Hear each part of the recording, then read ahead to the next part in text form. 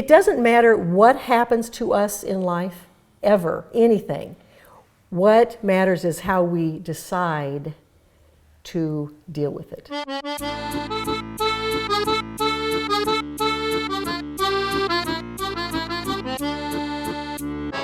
Truer words were never spoken by Jenny, by anybody, as a matter of fact.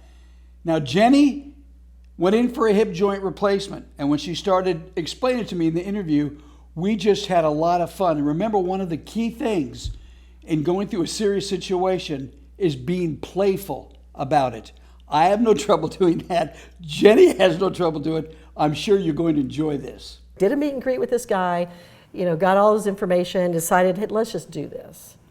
And so we did. A couple months later, we did. And you did what? You said, let's do this? Well, I'm not sure what you did with the doctor. We booked a room, and it was an operating room, however.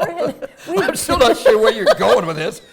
We booked a room. We did a hip replacement. Okay. Oh, he was the surgeon. Of course, that. See, even that has all kinds of benefits. We booked a room and we had a little hip replacement. Oh, is that what they call it now? Yeah, that's what the old people in their 60s call it. Yeah. So, and everything was so perfect with the operation and the recuperation. I'm not sure what we've been talking about now. This is code. This is code. And I was going to say we hit it off great, but that's going to make an implication. So you had the operation? I had the operation. Everything went okay? Everything went wonderfully. And recuperation, healing at home, to where it was so wonderful that he even said, I am so amazed. Instead of having a 1 month, 2 month, 3 month checkup, he stopped after the second and said, I don't need to see you anymore. This is great. Okay. Perfect. Okay, I know you, Jenny. What happened? Well, nurses came in and checked everything out, made sure I was, everything was good with the blood. And the physical therapist came in and showed me how to do things right. You can't just bend over, pick stuff up. I have to look like So they actually got to come to your home and see the apparatus you did have in your bedroom. And they said, we heard about you. Back in '94, we heard about you. Where's your patch? Okay, how can anybody find lightness, humor, anything playful or remotely funny when you're in the middle of a field in Kansas and your hip joint pops out? Jenny can. You're driving your car through the fields of Kansas. Literally. After your hip joint replacement. Yes. You're driving and you've got to use the toilet. There's no toilet around, so you decide you're going to be a guy and use the world as your urinal. That's right. So you go and you pull your car over into a field. Take it from there. No one's going to see this. It's going to be a quick in and out procedure, and I'm going to be back on I-70 heading home. Get in between the cornfields. I open both doors. Nobody's going to see me. This is good. You're not supposed to go below a 90-degree angle on that hip. And I probably went about 45. Now I got to ask, was everything pulled down? Everything is pulled down, and I am propped and ready. Locked and loaded. Locked and loaded and ready to release. ready to, and instead of that, all of a sudden I find myself rolling down the hill out of control. Because what happened?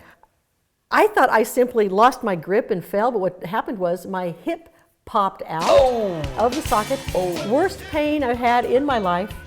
And where are the jeans and the panties? So they're down around the ankles, and and we're all just flying, And so, I finally come to a stop, and I'm thinking, whoa. And that completely right there takes out, if you ever get in a wreck, have clean underwear. That's gone. Didn't matter. Once I assessed the situation and decided, okay, I need to crawl back up the hill to my car and get my phone, because it wasn't with me. But Jenny, we're joking here. Yes. But it had to be excruciating pain. It was excruciating, and there was nothing I could do except the fact that I'm not going to lay here with my pants around my ankles waiting for someone to, during crop time, harvest time, to find me. I need to get up and get out of here. And you don't want to have your pants down during a harvest time. No. You don't want harvesters to see you with your pants around your ankles. So That's a whole new meaning to harvesting. How much was that ambulance ride? I'm thinking about $20,000. Well, the copay was $15,000. Get Deal with over it. it. Yeah, Deal deal with with it. There are not many people like Ginny. How do you get that way? You just do it. You just do it. You think that way. You always hear me say and sign off of these classes, think funny, stay amused, listen, pay attention. There's something funny of it if you think that way, something funny of it, something funny going on in a situation. If you look at it and think of it that way, and we become playful with it, all of a sudden now when you laugh at it, you own it.